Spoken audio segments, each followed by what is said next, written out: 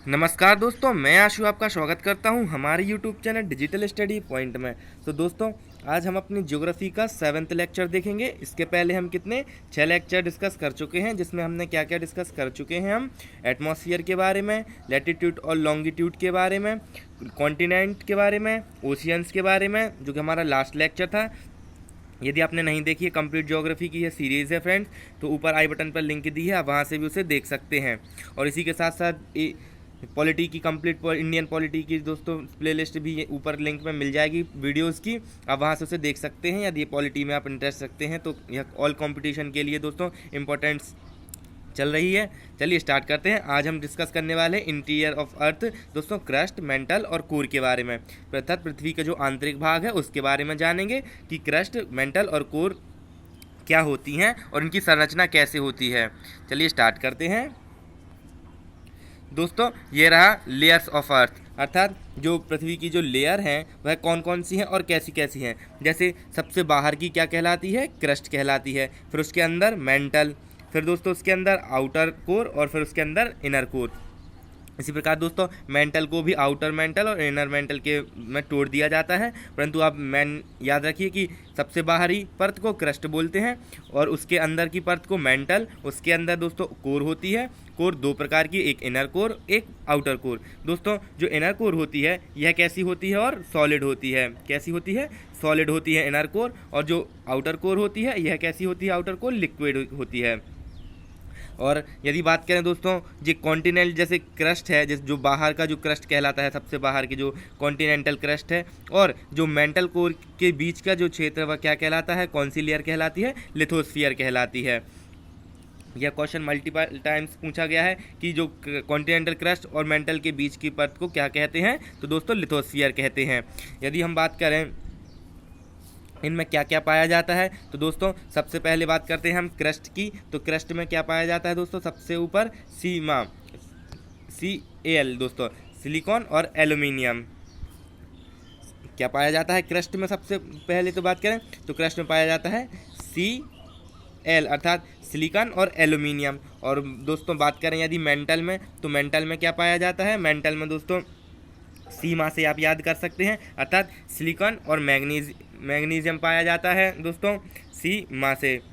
और यदि हम बात करें दोस्तों उसके अंदर आउटर कोर की बात करें, तो कोर में क्या पाया जाता है? तो दोस्तों इसमें पाया जाता है नीफा, अर्थात निकिल और फेरस ऑक्साइड, मतलब आयरन पाया जाता है। किसमें? कोर में दोस्तों। और यदि हम बात करें कि चुंबकीय क्षेत्र के जो हमारा गुरुत्वाकर्षण का जो चुंबकीय क्षेत्र है वह कहाँ से उत्पन्न होता है? तो दोस्तों यह आउटर कोर से होता है, क्योंकि आउटर कोर में क्या पाया जाता है? आयरन। आयरन क्या करता है? चुंबकीय क्षेत्र को उत्पन्न करता है। दोस्तों फिर से बता दें कि क्रस्ट में सिलिकॉन और एल्यूमिनियम पाया जाता है, Cl से आप Cl से याद कर सकते हैं। और मेंटल में सिलिकॉन और मैग्नीशियम पाया जाता है, सीमा से याद कर सकते हैं। और कोर में क्या पाया जाता है? नीफा, अर्थात निकिल और आयरन पाया जाता है। चलिए आगे बढ़ते हैं।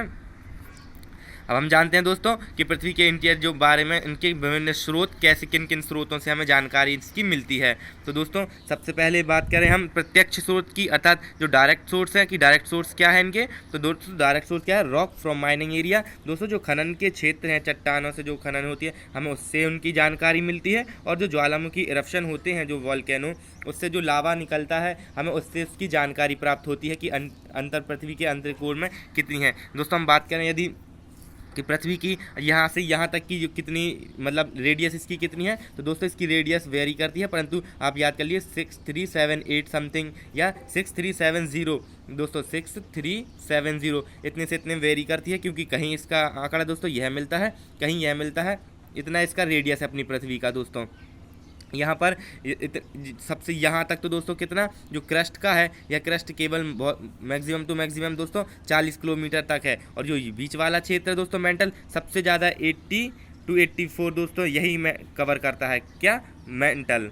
चलिए आगे बढ़ते हैं दोस्तों। स्रोत की बात करते हैं, खनन से जो हमारे डायरेक्ट सोर्स हैं यह दोस्तों माइनिंग रॉक है जो उससे, और वॉल्केनो इरप्शन, ये हमारे डायरेक्ट सोर्स हैं। और दोस्तों इनडायरेक्ट सोर्स की बात करें, अर्थात अप्रत्यक्ष स्रोत की बात करें, तो दोस्तों तापमान में परिवर्तन की दर का विश्लेषण करके सतह के दबाव, दोस्तों जो तापमान के परिवर्तन की दर से विश्लेषण किया जाता है। और दोस्तों दबाव अर्थात प्रेशर से, क्योंकि जैसे जैसे हम पृथ्वी के अंदर जाते जाते हैं तो प्रेशर बढ़ता जाता है, और दोस्तों पृथ्वी के हम अंदर जैसे जाएंगे तो तापमान भी बढ़ता जाता है। और जैसे दोस्तों जो उल्का पिंड होते हैं बाहर के, जो जैसे कि वे एक ही प्रकार के सामग्रियों से संबंधित होते हैं दोस्तों, उनसे अंदाज़ा लगाया जा गया कि पृथ्वी के अंदर भाग में कैसा होगा। दोस्तों यदि हम गुरुत्वाकर्षण की बात करें तो गुरुत्वाकर्षण जो ध्रुवों के पास अधिक और भूमध्य रेखा पर कम होता है। दोस्तों गुरुत्वाकर्षण आप जानते हैं, जैसे ये हमारी पृथ्वी है तो दोस्तों जो इस प्रकार से दोस्तों यहाँ पर यह भूमध्य रेखा है, तो भूमध्य रेखा यहाँ पर जो गुरुत्वाकर्षण का मान होता है वह कम होता है, और यहाँ पर दोस्तों पोल पर गुरुत्वाकर्षण का मान अधिक होता है। क्योंकि जो इस साइड दोस्तों ईस्ट साइड यदि हम बात करें इस प्रकार से, तो यहाँ पर जो पृथ्वी की जो रेडियस है यह थोड़ी ज़्यादा होती है, और ऊपर पोल साइड पृथ्वी की रेडियस कम होती है। और हम जानते हैं गुरुत्वाकर्षण का फॉर्मूला क्या होता है, Gm1m2/r²। दोस्तों r क्या होता है, रेडियस। जैसे जैसे रेडियस यदि बढ़ेगी तो गुरुत्वाकर्षण का मान क्या होगा दोस्तों, कम होगा, गुरुत्वाकर्षण का मान कम होगा। इसलिए यहाँ पर क्या होते हैं, यहाँ पर रेडियस के मान ज़्यादा होता है, इसलिए यहाँ पर पोल पर, यहाँ पर ध्रुव यह है दोस्तों, तो यहाँ पर कम होता है, और जो भूमध्य रेखा है यहाँ पर अधिक होता है। इसलिए जो हमारे सैटेलाइट होते हैं, जो दोस्तों हम सैटेलाइट लॉन्च करते हैं, वो कहाँ से की जाती हैं, ध्रुवों से, माफ़ कीजिएगा, भूमध्य रेखा से यहाँ से की जाती है, उनको लॉन्च किया जाता है। आगे बढ़ते हैं। अधिक भूमध्य रेखा से कम होता है। गुरुत्वाकर्षण विसंगति जो सामग्री के द्रव्यमान के अनुसार गुरुत्वाकर्षण मूल्य में परिवर्तन के हमें पृथ्वी के इंटीरियर सामग्री के बारे में जानकारी मिलती है। दोस्तों इनसे द्रव्यमान से गुरुत्वाकर्षण के मूल्य से हमें इसकी जानकारी मिलती है इंटीरियर पार्ट की। दोस्तों चुंबकीय स्रोत से और भूकंपीय तरंगें जो होती हैं दोस्तों, भूकंपीय जो तरंगें आती हैं, सिस्मिक वेव्स, इनसे हमें इसकी जानकारी मिलती है। ये हमारे इनडायरेक्ट सोर्स हैं। और दोस्तों जो इसका अध्ययन को क्या कहा जाता है कि इंटीरियर पार्ट के अध्ययन से हमें किससे जानकारी मिलती है, कि उस जो अध्ययन को क्या कहा जाता है, सिस्मोलॉजी कहा जाता है। क्या कहा जाता है, सिस्मोलॉजी, सिस्मिक वेव और सिस्मोलॉजी। चलिए दोस्तों आगे बढ़ते हैं, नेक्स्ट बात करते हैं। दोस्तों ये रहा, देखिए अब जैसे अपर मेंटल, ये लोअर मेंटल भी बताया था, इसमें क्या पाया जाता है, सीमा, यहाँ पर दोस्तों Cl, और यहाँ पर क्या पाया जाता है, नीफा। क्या था यह, सिलिकॉन और एल्यूमिनियम, यहाँ पर सिलिकॉन और मैग्नीशियम, और यहाँ पर क्या था, निकेल और आयरन। यह रही लिथोस्फीयर, किस किस के बीच पाई जाती है, क्रस्ट और मेंटल के बीच की जो लेयर क्या कहलाती है, लिथोस्फीयर। चलिए दोस्तों आगे बढ़ते हैं, नेक्स्ट बात करते हैं हम क्रस्ट के बारे में जानते हैं। अब क्रस्ट हिंदी में क्या दोस्तों, पपड़ी। जो पृथ्वी की ऊपरी जो लेयर है उसको क्या कहते हैं, क्रस्ट। यह पृथ्वी की सबसे बाहरी ठोस हिस्सा है दोस्तों। कैसा हिस्सा है यह, ठोस है, सॉलिड हम सब जानते हैं, जो आमतौर पर 8 से 40 किलोमीटर मोटा है। यह प्रकृति में भंगुर है। भंगुर दोस्तों जो अर्थात ब्रिटल नेचर का होता है, जो टूट जाता है। पृथ्वी का लगभग 1% आयतन और पृथ्वी का 0.5% द्रव्यमान क्रस्ट से बना है। अर्थात पृथ्वी का लगभग क्रस्ट कितने भाग है दोस्तों, केवल 1%, और द्रव्यमान कितना है, 0.5% तक। समुद्र और महाद्वीपीय क्षेत्रों के नीचे पपड़ी की मोटी अलग अलग है दोस्तों। जो क्रस्ट है यह समुद्र की अलग है, और दोस्तों महाद्वीपीयों की अलग है। ऐसा क्यों होता है, क्योंकि दोस्तों समुद्र की मोटाई, समुद्र महासागर है, तो महासागर में दोस्तों पानी की वजह से उसकी जो मोटाई हो जाती है वह उसकी कम कितनी, लगभग 5 किलोमीटर तक, और महाद्वीपीयों में दोस्तों कितनी, 30 किलोमीटर तक इसकी मोटाई मिल सकती है। दोस्तों यदि हम क्रस्ट की बात करें, इसके प्रमुख घटक कौन कौन से हैं, तो सिलिका और एल्यूमिनियम, अर्थात Cl आप याद कर सकते हैं, अभी हमने बताया। चलिए आगे बढ़ते हैं, नेक्स्ट बात करते हैं दोस्तों मेंटल की, हिंदी में क्या, आच्छादन। मेंटल की दोस्तों बात करें तो क्रस्ट से परे इंटीरियर के हिस्से को मेंटल कहा जाता था। जो क्रस्ट से नीचे का पार्ट है उसे मेंटल कहा जाता है। दोस्तों इसकी मोटाई लगभग 2900 किलोमीटर तक है। कितनी, 2900 किलोमीटर तक इसकी, और पृथ्वी के आयतन का लगभग 84% दोस्तों इसका होता है, और द्रव्यमान का 67% तक होता है। क्या, मेंटल। मेंटल के प्रमुख घटक तत्व सिलिकॉन और मैग्नीशियम है दोस्तों। अर्थात सीमा से आपने याद किया, सिलिकॉन और मैग्नीशियम है, और इसलिए इसे सीमा भी कहा जाता है। परत का घनत्व क्रस्ट से अधिक है, और 3.3 से दोस्तों इसका घनत्व कितना है, क्रस्ट से अधिक है, और घनत्व में इसमें कितना दोस्तों, जो डेंसिटी है 3.3 से 5.4 ग्राम सेंटीमीटर क्यूब से भिन्न होती है।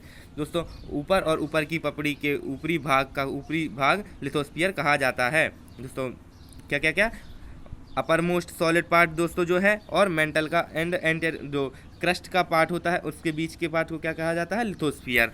चलिए आगे बढ़ते हैं, अब हम कोर की बात करते हैं दोस्तों। कोर जो लास्ट है, जो कोर हमारे पृथ्वी की आंतरिक संरचना में यह पृथ्वी के केंद्र के आसपास की सबसे भीतरी परत है, सबसे भीतरी परत है, हम जानते ही हैं।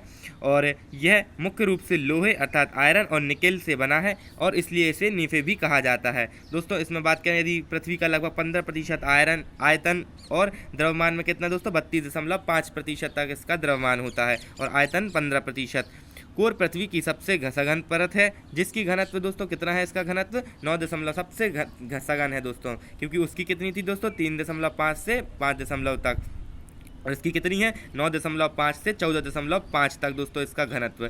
दोस्तों कोर की बात करें तो इसको दो भागों में बांटा गया है, ऊपरी कोर दोस्तों अर्थात जो अपर कोर है उसमें और लोअर कोर में अर्थात आउटर और इनर में, आंतरिक और बाहरी कोर में। दोस्तों जो आंतरिक होती है वह कैसी होती है, ठोस अवस्था में होती है अर्थात सॉलिड होती है, और जो बाहर होती है वह कैसी होती है, लिक्विड अवस्था में होती है अर्थात लिक्विड स्टेट में होती है, जिसे हम क्या कहते हैं, आउटर कोर कहते हैं।